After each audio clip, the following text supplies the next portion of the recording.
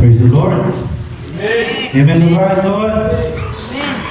This morning, our topic is nearly very close sa itong topic na to on how to live happily this 2025. Kasi nakadulong sa pag-summarize na to atong tuwa. So it is summarized as kung nanahantang na happy ang ato ang 2025, stay out of trouble. Meaning, ayaw, dili ka mangitao, samo. Karong 2025, kung nang ka malipayon kung mo ang tuig, tibok-tuig nimo, kinahanglan nga number one, mahimo kang peacemaker. Kung last na to topic is how to live happily, karon akong topic is how to live godly. Kay na naman tayo si Kristo sa akong malipayon ng 2025, karon ang panahon na po, unsama na to nga magkinabuhi ta nga godly diri sa ato ang kalibutan nun nga kinabuhi. So, kisay ready na mo yung amen? Amen. Na Lord, alam na ko mudawat sa mong pulong karong adlaw. Lord, ang daming ng magdawat sa iyo. Let us pray. Heavenly Father, Lord, we thank you so much, God, for this morning, O God, salamat Ginoo na muning gidala na pulong, Lord, sa mga God. Lord, we are given the things, O Lord, the secrets, O God, on how to live a happy life this year, O God. It is very important to just, O God, to also live godly, O Diyos, happily and godly, O Lord, at iniya ang kalibutan na, O Diyos, especially nowadays, O Lord, that tanan na tibok kalibutan, O Diyos, are in the depth, God, sa kasalanan, O God. Lord, we pray, O Lord, that you will enlighten us, God, bring ang mga tao, God, sa mga anong mga pulong ng mga gitara ka mga tao, Diyos, in the mighty name of Jesus, we pray. Amen and amen. So, akong gihan niyo ang tanan sa pag-apply ng inyong Bible. In 1 Peter, chapter 2, so magunata dali sa verse 11.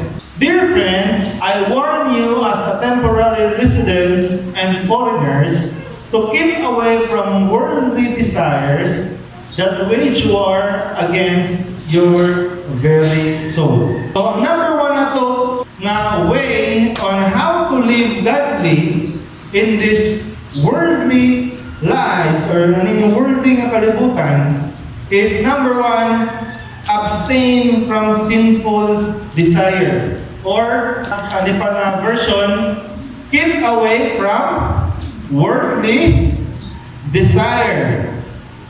According sa Psalms 37 verse 4, delight yourself in the Lord and He will give you the desire of your heart. Ngayon ang pulong, i-delight mo imong self diya sa Ginoo, ang Ginoo maghatag sa desire sa imong kasing-kasing. So, in according kay Apostle Peter, we should abstain desire or we should keep away.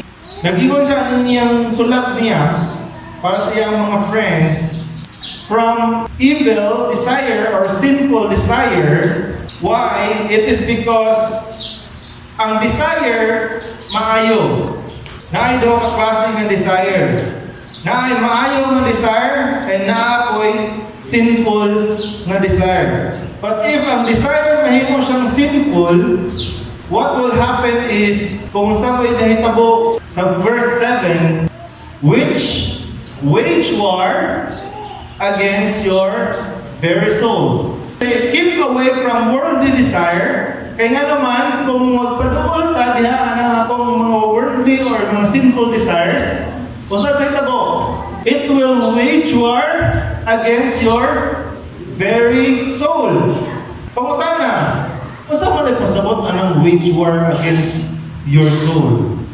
So having a sinful desire, nag-pursue siya of worldly satisfaction, which is dili iya sa Diyos. Igatong lumluman, niingon ang atong verse sa Psalms 37 verse 4, na kung i-delight na to itong self diha ni Lord, iyang ihatag ang desire sa ato ang kasing-kasing.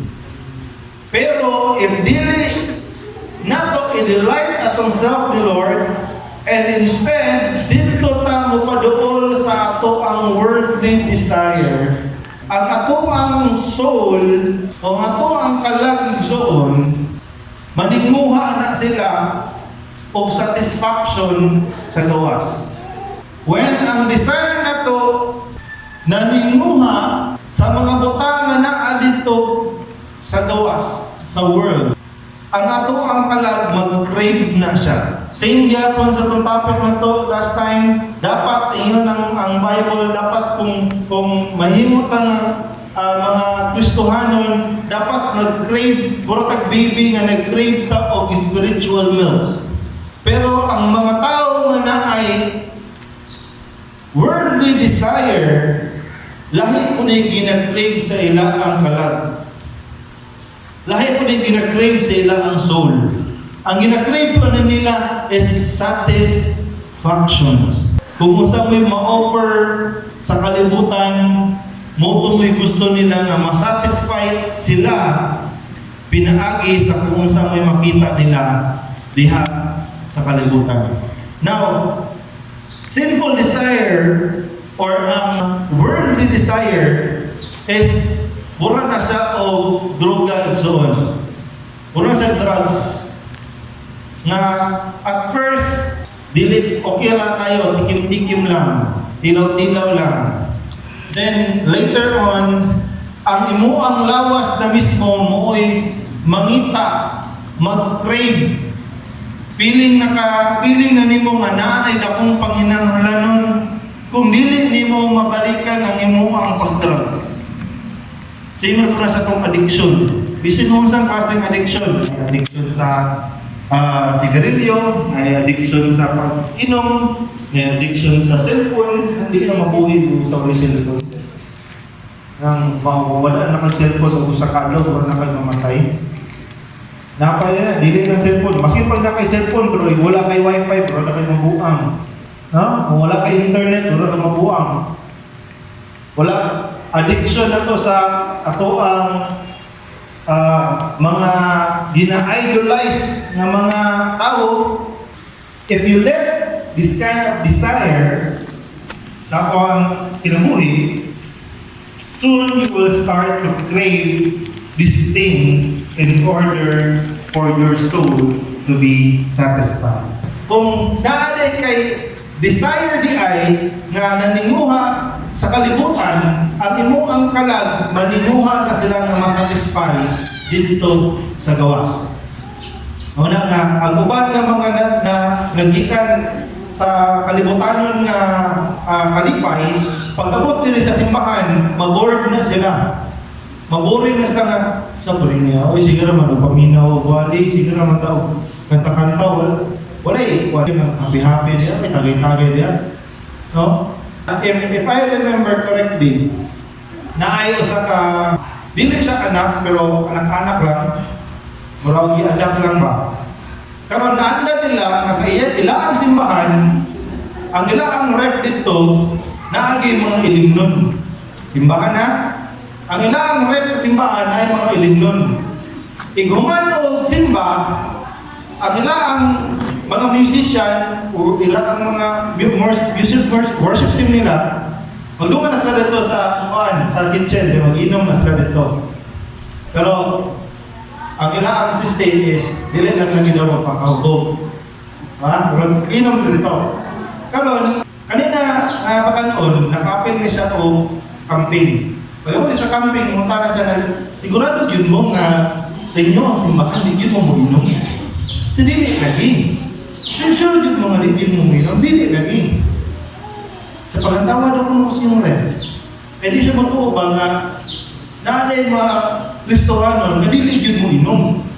Pero sila, nga naanad sa dito sa gawas, ang sa may naanad niya sa gawas, pag-abot niya sa sulod sa simbahan, ginag-crave sa iya ang kalag kung unsa mo'y satisfaction na nakita niya sa gawas. Muna nga, maskin pa na siya sa sulod sa simbahan, ginapangita niya ang satisfaction sa world. Muna nga, maskin pa na sa sulod sa simbahan, hala, inom. Why? Because this is a type of thing na makapahatag sa atoa o war between our soul and our spirit.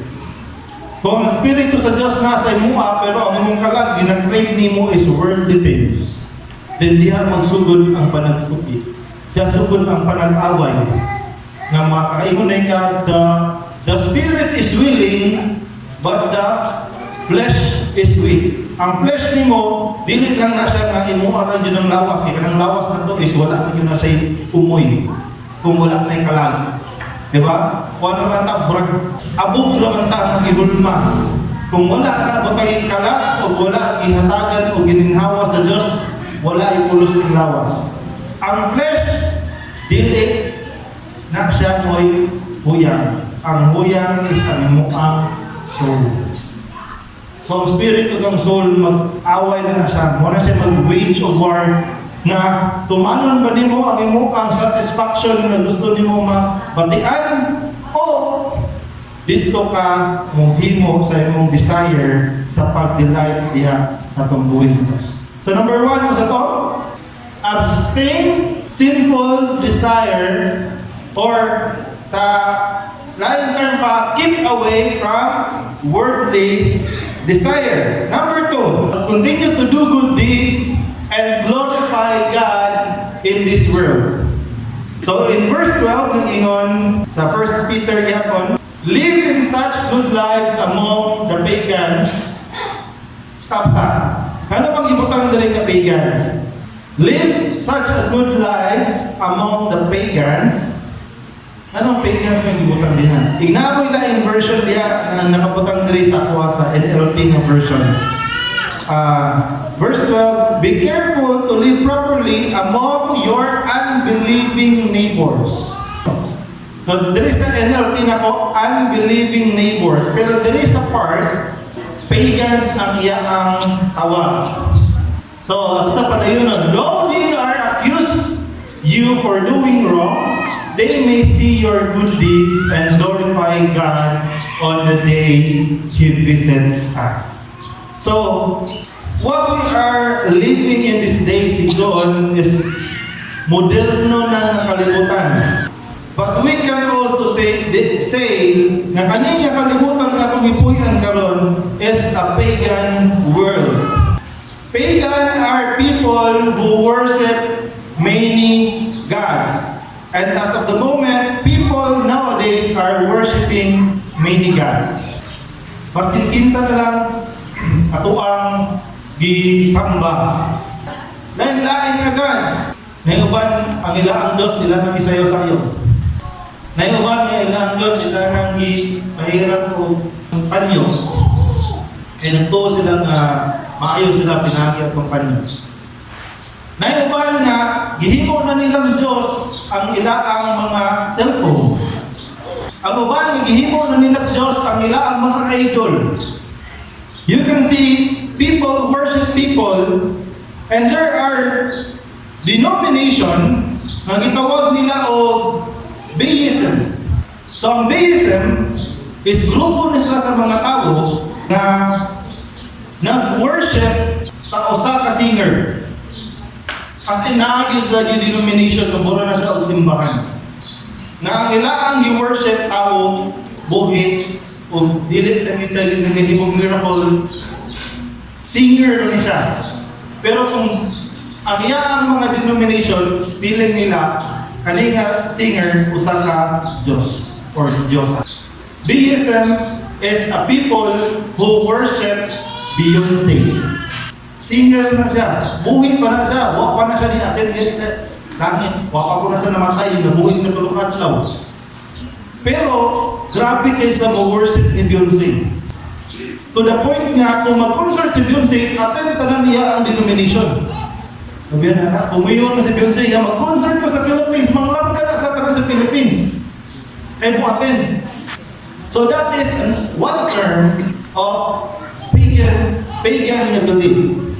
Na daghan kay ta og isang ba na lain nga Dios, dili ang atuang Dios. So kanang kalibutan na nasayod ta nga dili lang Deism may nag-exist. Nanay uban ang nanay lain kay tawag na sa nay uban tawag nila army, diba?